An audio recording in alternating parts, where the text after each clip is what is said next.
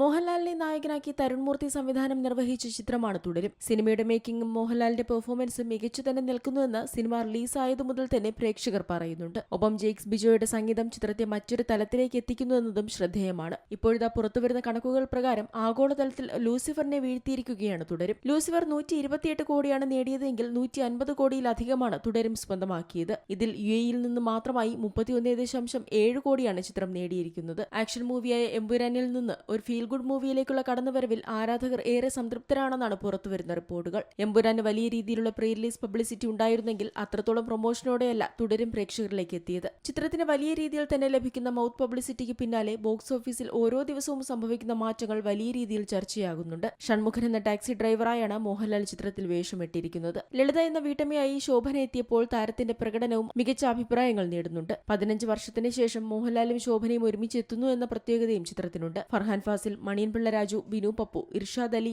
ആർഷ കൃഷ്ണപ്രഭ, പ്രകാശ് വർമ്മ, അരവിന്ദ് എന്നിവരാണ് ചിത്രത്തിൽ മറ്റു കേന്ദ്ര കഥാപാത്രങ്ങളെ അവതരിപ്പിച്ചിരിക്കുന്നത്. രജപത്രയുടെ ബാനറിൽ M. രഞ്ജിത്താണ് ചിത്രം നിർമ്മിച്ചിരിക്കുന്നത്. KR സുനിലിന്റെ കഥയ്ക്ക് തരുൺ മൂർത്തിയും KR സുനിലും ചേർന്നാണ് തിരക്കഥയൊരുക്കുന്നത്. ഷാജികുമാർ ഛായാഗ്രഹണം നിർവഹിക്കുന്ന ചിത്രത്തിന്റെ എഡിറ്റിംഗ് നിഷാദ് യൂസഫ്, ഷെഫീഖ് വിബി എന്നിവരാണ് ചെയ്തിരിക്കുന്നത്. അതേസമയം കഴിഞ്ഞ ദിവസം ചിത്രത്തിന്റെ സക്സസ് ട്രെയിലർ അണിയറ പ്രവർത്തകർ റിലീസ് ചെയ്തിരുന്നു. ചിത്രത്തിലെ പ്രധാന രംഗങ്ങളെയും കഥാപാത്രങ്ങളെയും ഉൾക്കൊള്ളിച്ചുള്ള ട്രെയിലർ ആരാധകർ വലിയ ആഘോഷമാക്കുകയാണ്.